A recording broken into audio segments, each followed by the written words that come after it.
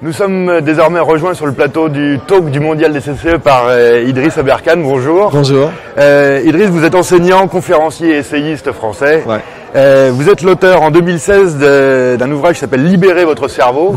Un gros succès en librairie et qui est, je crois, en cours de traduction dans plusieurs 9 langues, ouais, 200 000 exemplaires, personne s'y attendait. Et donc c'est un ouvrage dans lequel vous parlez d'économie de la connaissance. Entre autres, ouais. D'épanouissement de l'homme par la neurosagesse. J'aimerais savoir ce que ce néologisme recouvre. En fait, Isaac Asimov, l'inventeur des 3 lois de la robotique, qui était un très bon scientifique, avait dit une civilisation qui produit beaucoup de connaissances et peu de sagesse, elle est vouée à l'extinction. Et il avait tout à fait raison, le XXe siècle a donné des exemples parfaits de ça. Les 2 civilisations les plus avancées au XXe siècle étaient aussi les plus inhumaines. On peut être brillant technologiquement, comme le Troisième Reich ou comme le Japon d'Hirohito, et aussi le plus inhumain. Donc c'est ce ratio en fait, connaissance-sagesse qu'il faut cultiver dans nos civilisations, et même, pour être tout à fait terre à terre, pour le PIB. Avoir un pays sage, c'est avoir un pays prospère. En quoi ces travaux sur la neurosagesse peuvent être appliqués aux entreprises ? Quels conseils vous leur donneriez ? C'est fait pour les entreprises parce qu'en fait ma 3e thèse de doctorat, celle de l'école polytechnique, elle était faite sur l'épanouissement. Et mon sujet c'était la neuroergonomie dans l'entreprise, dans l'économie. Comment faire en sorte que le cerveau soit plus productif, mais après 4 ans de thèse, j'étais resté sur ma faim avec l'idée, est-ce que ça nous rendra plus heureux ? Et cette question de l'opposition permanente entre épanouissement et productivité, j'ai voulu m'y attaquer dans ce bouquin. Parce que on vit tous aujourd'hui avec un mensonge qui vient de la révolution industrielle et qui est que produire ou s'épanouir, il faut choisir. On ne peut pas avoir les deux. Soit on est productif et on n'est pas épanoui, soit on est épanoui mais on est un glandeur. Et il faut vraiment désinstaller ce mensonge dans nos têtes parce que tout homme productif n'est pas forcément épanoui, mais tout homme épanoui est forcément productif. Alors justement, je voulais vous parler de cet écrit récent dans lequel vous dites qu'il faut désinstaller les mensonges de la révolution industrielle. Ouais. Donc vous avez déjà un peu répondu à quels sont-ils, mais est-ce que la révolution numérique actuelle ne s'est pas déjà chargée d'annihiler ces mensonges de la révolution industrielle ? Ça dépend lesquels. Il y a des mensonges superficiels que la révolution numérique a enlevés effectivement, mais les mensonges profonds, les 2 mensonges les plus profonds que la révolution industrielle nous a laissés, ils sont encore là dans les têtes, notamment de nos chefs d'État et notamment de nos décideurs diplomatiques. Par exemple, un mensonge permanent dans le monde aujourd'hui, c'est nature ou emploi, il faut choisir. On ne peut pas avoir les deux. Là où il y a de la nature, il n'y a pas d'emploi, c'est la ville. Et là où il y a de l'emploi, là où il y a de la nature, il n'y a pas d'emploi, c'est la campagne. Et là où il y a de l'emploi, il n'y a pas de nature, c'est la ville. Et cette opposition permanente, ça fait 200 ans qu'elle est là dans nos têtes. On n'arrive pas à l'enlever. Alors il y a des villes qui ont réussi à l'enlever, Singapour typiquement, nature et emploi en même temps. Cependant, dans tous les débats diplomatiques aujourd'hui en écologie, eh bien, le logiciel est encore là. Combien de nature je perds, combien d'emplois je gagne, combien d'emplois je perds, combien de nature je gagne. Ce qui fait que, par exemple, Donald Trump a voulu se retirer des accords de Paris, c'est parce que la totalité de son staff est convaincue qu'on ne peut pas avoir nature et emploi, et que si on préserve l'environnement, on va forcément perdre des emplois pour les Américains. Ça, c'est complètement faux.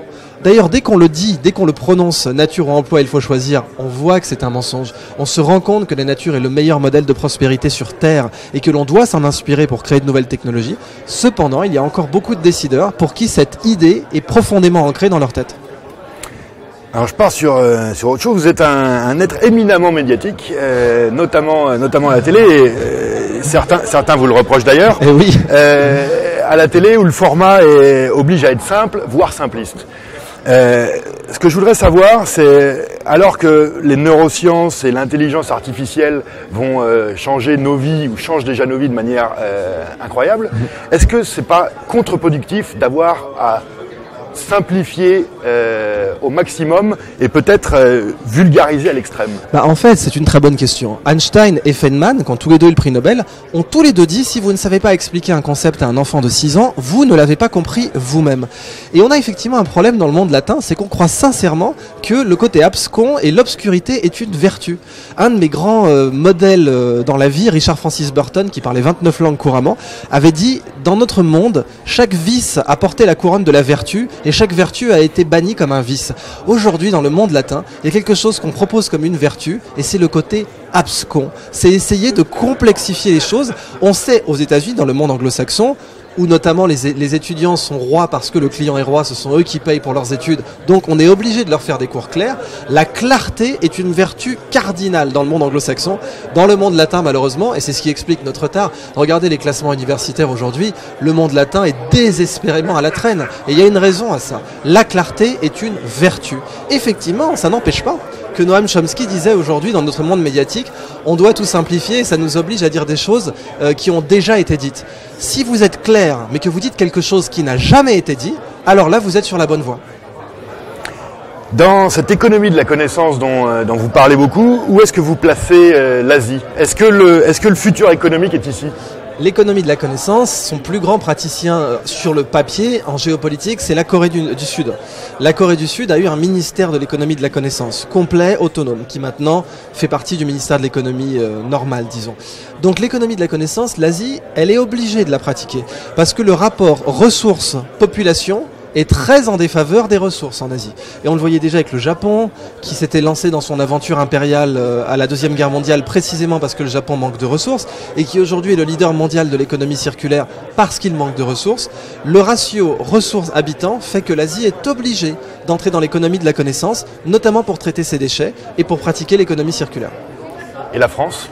La France a de vrais atouts dans l'économie de la connaissance. D'ailleurs, c'est la France qui m'a donné la parole au Conseil économique et social pour faire une plénière et une audition sur l'économie de la connaissance et le biomimétisme. Donc je ne peux pas dire que la France est à la traîne. Cependant, il y a toujours deux forces qui s'opposent, effectivement. Comme disait Philippe Séguin, quand les forces de l'immobilisme se mettent en branle, rien ne peut les arrêter. Malheureusement, Philippe Séguin, et là je lui laisse évidemment la paternité de cette citation, pensait à la France quand il disait ça. Merci beaucoup Idriss Aberkane. Merci à vous.